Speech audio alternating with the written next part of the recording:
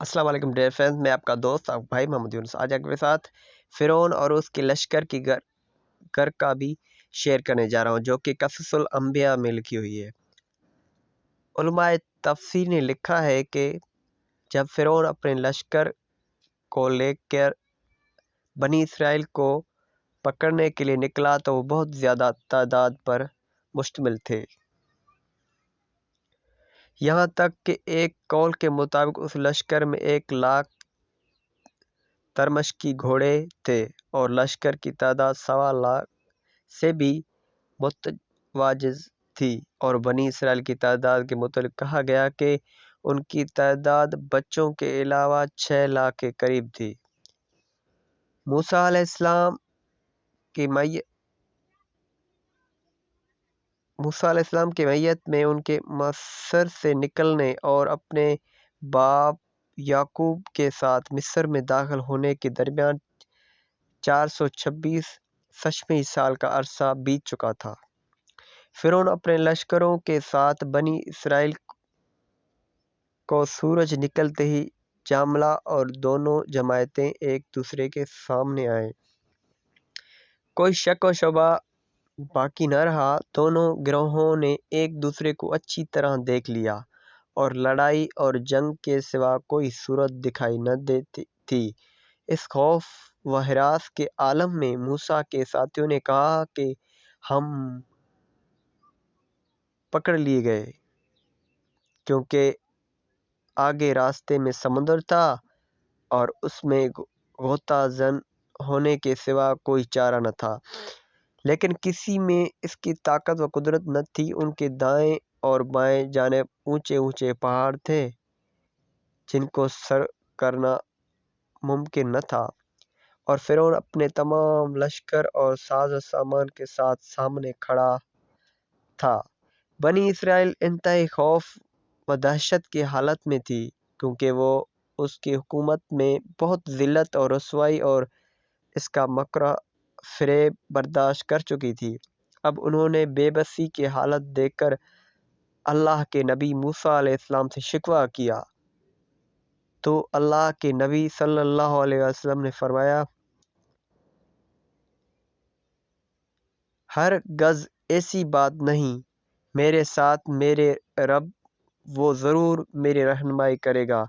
آپ لشکر کے پیچھے تھے، آپ آگے بڑھے سمندر کی طرف، اور سمندر ٹھاٹھیں مار رہا تھا اور جوش سے اس کے جھاگ زیادہ ہو رہے تھے۔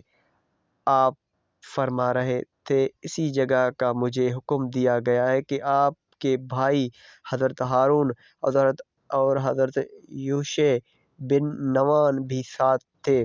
یوشع علیہ السلام کا شمار اس وقت بنی اسرائیل کے بڑے سرداروں، علماء اور عبادت گزاروں میں ہوتا تھا۔ موسیٰ اور ہارون علیہ السلام کے بعد اللہ تعالیٰ نے ان کی طرف وحی بھیجے اور ان کو نبی بنا دیا تھا۔ ان کا ذکر ہم آئندہ کریں گے، اور آپ کے ساتھ آل فرعون کا مومن بھی تھا۔ یہ سارے وہاں ٹھہرے ہوئے تھے اور ان کے کمالات کی وجہ سے سارے بنی اسرائیل اور ان کے سامنے سرنگوں تھے۔ کہا جاتا ہے کہ مومن آل فرعون بار بار اپنے گھوڑے کو لے کر سمندر میں داخل ہوتا تھا کہ آیا اس میں چلنا ممکن ہے، لیکن وہ اس میں کامیاب نہیں ہو رہا تھا۔ موسیٰ علیہ السلام کو کہتا ہے، اے اللہ کے نبی، کیا اسی جگہ کا آپ کو حکم دیا گیا ہے؟ تو فرماتے ہاں۔ جب حالات سخت ہو گئے، معاملہ سنگین صورت اختیار کر گیا، فرعون اور اس کے لشکر پوری طرح اسلحہ سے مسلح ہو کر پورے غیظ و غضب کے ساتھ قریب پہنچ گئے، آنکھیں ڈبڈبانا گئے اور دل حلقوم تک پہنچ گئے، تو اللہ عظیم و علیم و حلیم صاحب قدرت اور عرش کریم کے رب نے موسیٰ کلیم کے طرف وحی کی کہ اپنا عصا سمندر پر مار۔ موسیٰ علیہ السلام نے عصا سمندر مارا اور کہا گیا کہ موسیٰ علیہ السلام نے لاٹھی مارتے وقت سمندر سے کہا، اللہ کے حکم سے پھٹ جا، اور بعض نے یہ بھی کہا کہ حضرت موسیٰ علیہ السلام نے سمندر کو ابو خالد کی کنیت سے پکارا، کہا واللہ عالم۔ اس بات کا تذکرہ اللہ تعالیٰ نے اپنے کلام پاک میں اس انداز سے کیا کہ پس ہم نے موسیٰ علیہ السلام کی طرف وحی کی، اپنے لاٹھی سمندر پر مار تو وہ پھٹ گیا اور پانی کا ہر حصہ بڑے پہاڑ کی طرح ہو گیا۔ کہا گیا کہ سمندر میں 12 راستے بن گئے، ہر قبیلے کے چلنے کے لیے الگ الگ راستہ بن گیا، اور بعض نے یہ کہا کہ ان کے موجوں میں کھڑکیاں بن گئیں تاکہ وہ ایک دوسرے کو دیکھ سکیں، لیکن یہ بات محض نظر ہے، کیونکہ پانی صاف و شفاف ہوتا ہے اور اس کو پیچھے روشنی ہو تو وہاں سے خود بخود اشیاء کو دیکھ جا سکتا ہے، اس لیے کھڑکیوں کی ضرورت نہیں ہے۔ اللہ تعالیٰ کے قدرت عظیم کے بموجب سمندر کا پانی پہاڑوں کی طرف کھڑا رہا۔ اللہ تعالیٰ کی قدرت اور شان یہ ہے کہ جب وہ کسی چیز کا ارادہ کرتا ہے تو اسے کہتا ہے ہو جا، تو وہ چیز وجود میں آ جاتی ہے۔ اللہ تعالیٰ نے پچھم کی ہواؤں کو حکم دیا، انہوں نے سمندر کے کچڑا کو خشک کر دیا اور بالکل صاف ہو گئے، یہاں تک کہ گھوڑوں اور جانوروں کے کھہروں کو بھی مٹی نہ لگی۔ اللہ تعالیٰ نے فرمایا، اور ہم نے موسیٰ علیہ السلام کی طرف وحی کی کہ ہمارے بندوں کو راتوں رات نکال لے جاؤ، پھر ان کے لیے دریا میں لاٹھی مار کر خشک راستہ بنا دیا، پھر تم کون فرعون کی آپ پکڑنے کا خوف ہوگا اور غرق ہونے کا ڈر۔ پھر فرعون نے لشکر کے ساتھ ان کا تعاقب کیا تو دریا کے موجوں نے چڑھ کر انہیں ڈھانک لیا، یعنی ڈبو دیا، اور فرعون نے اپنے قوم کو گمراہ کر دیا اور سیدھے راستے پر نہ ڈالا۔ مطلب یہ ہے کہ جب اللہ قادر کریم قدرت سے سمندر میں خشک راستے بن گئے تو اللہ نے موسیٰ علیہ السلام کو حکم دیا کہ وہ اپنے بنی اسرائیل کو لے کر ان راستوں پر گزر جائیں۔ بنی اسرائیل نے فوراً راستوں میں اترے اور حیران کن معاملہ اپنے آنکھوں سے دیکھ رہے تھے، اسے ایمان والوں کے دل رہنمائی پاتی ہے۔ موسیٰ علیہ السلام اور آپ کے ساتھیوں نے سمندر عبور کر لیا اور دوسرے کنارے پر جا پہنچے۔ فرعون کے لشکر کا اگلا حصہ سمندر پہنچ چکا تھا۔ موسیٰ علیہ السلام نے اپنے لاٹھی کو سمندر میں مارنے کا ارادہ کیا تاکہ راستے ختم ہو جائیں اور فرعون اور اس کے لشکریوں کو ان تک آ پہنچی کہ ہمت نہ ہو، لیکن اللہ ذوالجلال نے آپ کو حکم دیا کہ سمندر کو اس کے اپنے حال پر چھوڑ دو، جیسے کہ اللہ تعالیٰ نے فرمایا، اور وہ اپنے بات میں سب سے سچا ہے۔ اور ان سے پہلے ہم نے قوم فرعون کی آزمائش کی اور ان کے پاس ایک عالی قدر پیغمبر آئے جنہوں نے یہ کہا کہ خدا کے بندوں یعنی بنی اسرائیل کو میرے حوالے کر دو، میں تمہارے امانت دار پیغمبر ہوں، اور خدا کے سامنے سرکشی نہ کرو، میں تمہارے پاس کھلے دلیل لے کر آیا ہوں، اور اس بات سے کہ تم مجھے سنگسار کرو اپنے اور تمہارے رب کی پناہ مانگتا ہوں، اور اگر تم مجھ پر ایمان نہیں لائے تو مجھ سے الگ ہو جاؤ۔ تب موسیٰ نے اپنے پروردگار سے دعا کی کہ یہ نافرمان لوگ ہیں۔ خدا نے فرمایا کہ میرے بندوں کو راتوں رات لے کر چلے جاؤ، فرعونی ضرور تمہارے تعاقب کریں گے اور دریا سے خشک ہو رہا ہوگا، ان کا تمام لشکر ڈوبا جائے گا۔ لوگ بہت سے باغ و چشمے چھوڑ گئے اور کھیتیاں اور نفیس مکان اور آرام کی چیزیں جس میں عیش کیا کرتے تھے، اسی طرح ہوا اور ہم نے دوسرے لوگوں کو ان کی چیزوں کا مالک بنا دیا۔ پھر ان پر تو آسمان کو اور نہ زمین کو رونا آیا اور نہ ان کو مہلت دی گئی، اور ہم نے اپنے بنی اسرائیل کو ذلت کے عذاب سے نجات دی، یعنی فرعون سے۔ بے شک وہ سرکش اور حد سے نکلا ہوا تھا، اور ہم نے بنی اسرائیل کو اہل عالم کے لیے دانستہ طور پر منتخب رہنے دی۔ اس حالت میں سکون ہے۔ حضرت عبداللہ بن عباس، مجاہد، اکرمہ الربیع الحذق، قتادہ، کعب الاحبار، سماک بن حرب، عبد الرحمن بن زید بن اسلم و رحیم اللہ تعالیٰ اور دیگر اہل علم نے مذکورہ الفاظ کیے یعنی معنی بیان کیے ہیں۔ جب موسیٰ علیہ السلام نے سمندر کو اس حالت میں چھوڑ دیا تو فرعون اس کے پاس پہنچا، اور اس نے اس حالت کا مشاہدہ کیا تو اس عظیم منظر سے دہشت زدہ ہوا۔ پہلے کئی مواقع طرح اس وقت یقین ہو گیا کہ عرش کریم کا مالک طرف سے، اور بے خوف زدہ ہو کر آگے نہ بڑھا۔ وہ اپنے اسرائیل کو پکڑنے کے لیے اپنے باہر نکلنے پر پشیمان ہوا، لیکن اب ایسی حالت میں پشیمانی کا فائدہ مند نہ تھے۔ پھر بھی اس نے اپنے لشکروں کے سامنے اپنی بہادری ظاہر کی اور ان کے ساتھ دشمنوں جیسا معاملہ کیا۔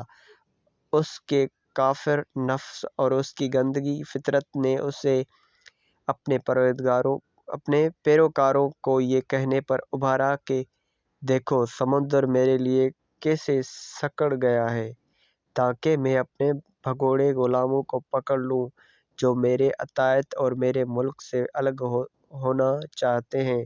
اور وہ اپنی دلی کیفیت چھپا رہا تھا، وہ ان کے پیچھے نہیں جانا چاہتا تھا، وہ تو اس موقع پانے کی امید رکھتا تھا، اس لیے وہ کبھی آگے ہوتا کبھی پیچھے ہوتا۔ بعض لوگوں نے ذکر کیا کہ حضرت جبرائیل علیہ السلام ایک خوبصورت گھوڑے پر سوار حالت میں ظاہر ہوئے اور فرعون کے گھوڑے کے آگے سے گزرے۔ اس کا گھوڑا ہنہنایا اور گھوڑے کے طرف متوجہ ہوا۔ جبرائیل علیہ السلام تیزی سے اس کے آگے سے گزرے اور سمندر میں داخل ہو گئے۔ اسی طرح فرعون کا گھوڑا بہت تیزی سے آگے بڑھا۔ اس طرح فرعون اپنے لیے نفع اور نقصان پر قدرت نہ رکھ سکا۔ اب جب لشکریوں نے فرعون کو سمندر میں داخل ہوتے دیکھا تو وہ بھی تیزی کے ساتھ اس کے پیچھے سمندر میں داخل ہو گئے۔ جب وہ تمام سمندر میں جمع ہو گئے اور ان کا اگلا شخص سمندر سے نکلنے کے قریب تھا تو اللہ نے اپنے کلیم موسیٰ کی طرف وحی کی کہ اپنی لاٹھی سمندر پہ مار۔ جب انہوں نے اپنی لاٹھی سمندر پہ ماری تو وہ اپنے پہلی حالت میں تبدیل ہو گئی۔ اللہ تعالیٰ نے فرمایا، اور موسیٰ اور ان کے ساتھ والوں کو تو بچا لیا، پھر دوسروں کو ڈبو دیا۔ بے شک اس قصے میں نشانی ہے، لیکن یہ اکثر ایمان لانے والے نہیں ہے، اور تمہارا پروردگار تو غالب ہے، مہربان ہے۔ اللہ تعالیٰ نے اپنے دوستوں کو بچا لیا اور ان میں سے کوئی بھی پانی میں غرق نہ ہوا، اور اللہ نے اپنے دشمنوں کو ڈبو دیا اور ان میں سے کوئی بھی زندہ نہ بچ سکا۔ اللہ تعالیٰ کی قدرت عظیم کی دلیل ہے۔ اس سے معلوم ہوتا ہے کہ اللہ کے رسول نے جو شریعت اور سیدھے راستے لوگوں کے سامنے پیش کیے ہیں وہ حق اور سچے ہیں۔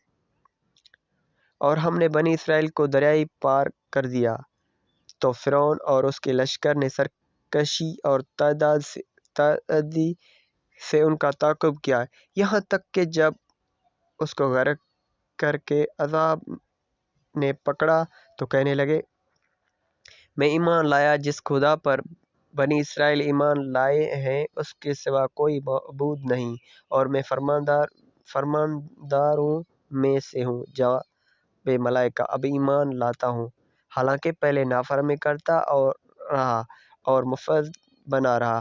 تو آج ہم تیری بدن کو دریا سے نکال لیں گے تاکہ تو پچھلوں کے لیے عبرت، اور بہت سے لوگ ہمارے نشانیوں سے بے خبر ہیں۔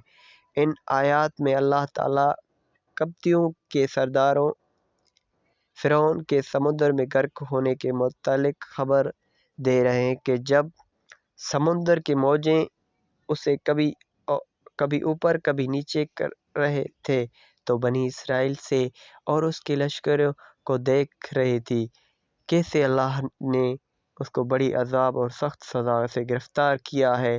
اللہ تعالیٰ نے بنی اسرائیل کو یہ سارا منظر اس لیے دکھایا تاکہ ان کی آنکھیں ٹھنڈی ہوں اور ان کے دل مطمئن ہو جائیں۔ جب فرعون اپنے ہلاکت کا یقین ہو گیا اور اسے گھیر لیا گیا اور اس پر موت کی بے ہوشی طاری ہو گئی تو وہ جھک گیا۔ اس نے توبہ کی اور ایمان لے آیا، لیکن یہ وقت تھا جب کہ ایمان فائدہ نہیں دیتا، جسے اللہ تعالیٰ نے ارشاد فرمایا۔ ترجمہ: جن لوگوں کے بارے میں خدا کا حکم عذاب قرار پا چکا ہے وہ ایمان نہیں لانے کے لیکن جب تک کہ دردناک عذاب نہ دیکھ لیں خواہ ان کے پاس ہر طرح کی نشانی ہے۔ اور ایک مقام پر اللہ نے فرمایا، پھر جب انہوں نے ہمارے عذاب دیکھا لیا تو کہنے لگے کہ خدا واحد پر ایمان لائے اور جس چیز کو اس کے ساتھ شریک بناتے تھے اس سے نامقصد ہوئے، لیکن جب ہمارے عذاب دیکھ چکے تو اس وقت ان کے ایمان نے ان کو کچھ بھی فائدہ نہ دیا۔ خدا کی عادت ہے جو اس کے بندوں کے بارے میں آتی ہے، اور وہاں کافر گھاٹے میں پڑ گئے۔ اس طرح موسیٰ علیہ السلام نے فرعون اور اس کے لشکر پر بد دعا کی، ان کا مال تباہ کر دیے، یعنی اس وقت کہ جب ایمان ان کو کچھ فائدہ نہ دے گا اور یہ ان کے لیے مذمت کا سبب بن جائے گا۔ جب ان دونوں موسیٰ علیہ السلام ہارون علیہ السلام نے یہ بد دعا کی تو اللہ تعالیٰ نے موسیٰ اور ہارون کو فرمایا کہ تمہاری بد دعا قبول کر لی گئی ہے۔ یہ اللہ کی طرف سے اپنے کلیم موسیٰ اور ہارون علیہ السلام کی دعا قبولیت کا تذکرہ ہے۔ So dear friend, I hope you like this one. Please dear friends, like, subscribe and share my channel. Thank you very much.